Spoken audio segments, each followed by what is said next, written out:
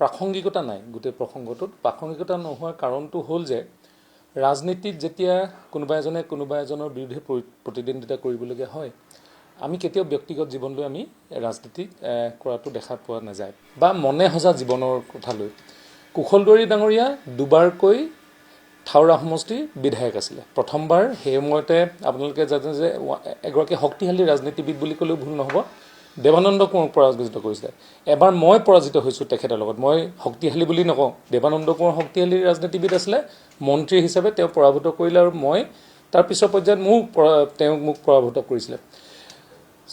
ৰাইজে তেওঁক নিৰ্বাচিত কৰিছিলে সেইকাৰণে এই কথাবিলাক প্ৰাসংগিকতা একেবাৰে নাই দ্বিতীয় কথাটো হ'ল যে মই আজি ডিমৌ সমষ্টিত টিকেট পাম নে নেপাম বা দলে আমাক টিকেট দিব নে নিদিয়ে আজিৰ দিনটোতে আমাৰ কোৱাটোৰ আমি অধিকাৰ আমাৰ নাই সেইকাৰণে তেওঁ যিবিলাক বহুৱালি কৰি আছে যিবিলাক আপোনালোকে চাব যে এনেধৰণৰ প্ৰাসংগিকতা আনিছে নিজকে তেওঁ এজন শক্তিশালী ৰাজনীতিবিদ একেবাৰে মুখ্যমন্ত্ৰীৰ লগত তুলনা কৰিবলৈ বিচাৰিছে যিটো একেবাৰে দৃষ্টিকটু আপুনি যদি আজি শিৱসাগৰত যায় শিৱসাগৰখন এনেধৰণৰ অৱস্থাত হৈছে উন্নয়নৰ বোলা নামটো লোৱা নাই শিৱসাগৰ আজিৰ দিনত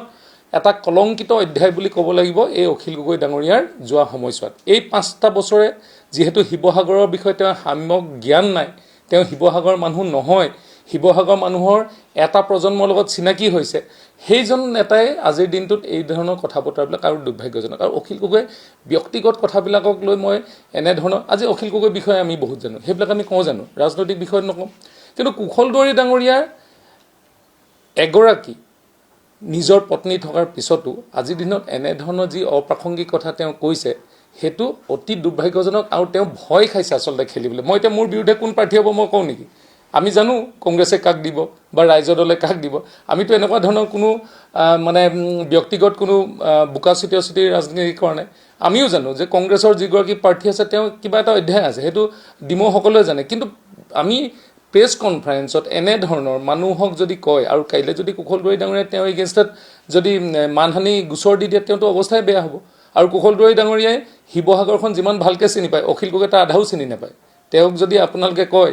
যে আজি ডিলিমিটেশ্যনৰ সময়ত আপোনালোকে চাব যে হাঁহচৰা যিটো অঞ্চল সেই অঞ্চলটো নাজিৰা আৰু আমাৰ ডিমৌৰ লগত লাগি থাকে আৰু তেওঁ কিনাৰৰ অঞ্চলটো আছিলে নগৰমহল তেওঁ নগৰমহলটো নিজেই নালাগে বুলি ক'লে নেলাগে বুলি কৈ নগৰমহলৰ মানুহখিনিক ডিমৌলৈ ঠেলি দিলে যিখিনি আমাৰ কাৰণে অসুবিধা হোৱা নাই কিন্তু ডিমৌ অফিচত গৈ অহা যোৱা কৰিব লাগিব যি DC অফিচৰ কাষতে লাগি থকা অঞ্চল সেই সাম্য জ্ঞান নথকা মানুহজনে শিৱসাগৰ উন্নয়নো কৰিব নোৱাৰে শিৱসাগৰত এবাৰ হৰাটো নিশ্চিত আৰু এই হৰাৰ ভয়তে তেওঁ আজি মানসিক